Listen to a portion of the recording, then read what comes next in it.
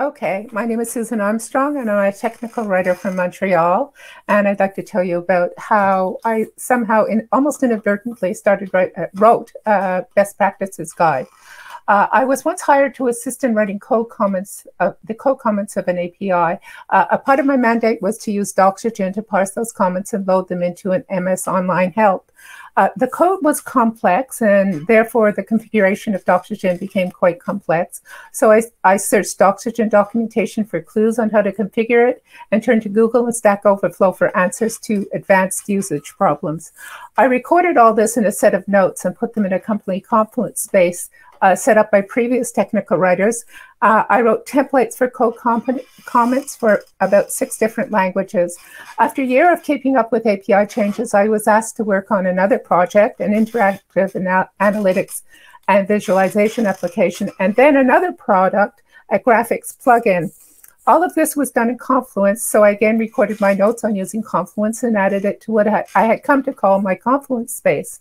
Since I was the only technical writer in a sea of developers who were all minimally responsible for documenting their own code, I started to receive questions from managers, team leads, and devs for information on how to go about writing API comments, tutorials, or how-tos, and on how to construct a developer and other end-user guides in general. I always responded directly, but I also generalized my recommendations and posted them on my Confluence space. One day, I came to the realization that in addition to being a technical writer, I'd become an in-house consultant for multiple teams in a large department, a TW wrangler of sorts, and that I had grown a body of information in response to these consultations. So I divided my Confluence space into 2 parts. The first was for descriptions, configuration, and usage, and contact information for documentation tools such as Doxygen, Confluence, Mixdocs, Sphinx, GitLab, etc. I rechristened the other part of my technical writing space, the one containing my recommendations to the devs, and called it the Technical Writing Best Practices Guide. It contained an introduction to technical writing, references to some research on documentation, the types and subtypes of documentation modules, tutorials on writing, a user guide for software apps with a UI interface, tutorials on writing a programmer guide for developers, templates, tips and tricks on style, information on how to write white and blue papers.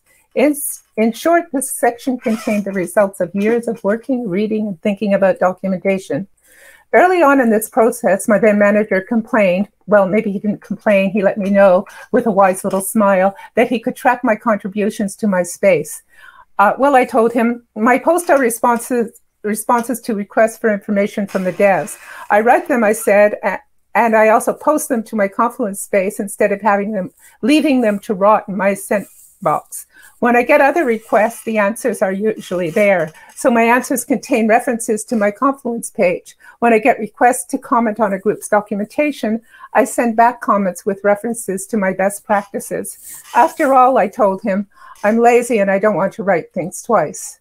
As my best practices grew in size, so did my reputation. Indeed, I believe I may have gained a modicum of respect. A later manager assured me that many people were using it. I was told by others that technical writers and content managers and other departments were creating their own best practices based on mine. Other roles were also creating best practices. The UX group, for example, and the technical specialists started writing up technical recommendations for the specializations. Had my efforts inspired thinking about best practices in others? I really don't know. Perhaps it was coincidental. Then again, maybe not. But my goodness, what a flurry of writing. That's it. Thank you very much.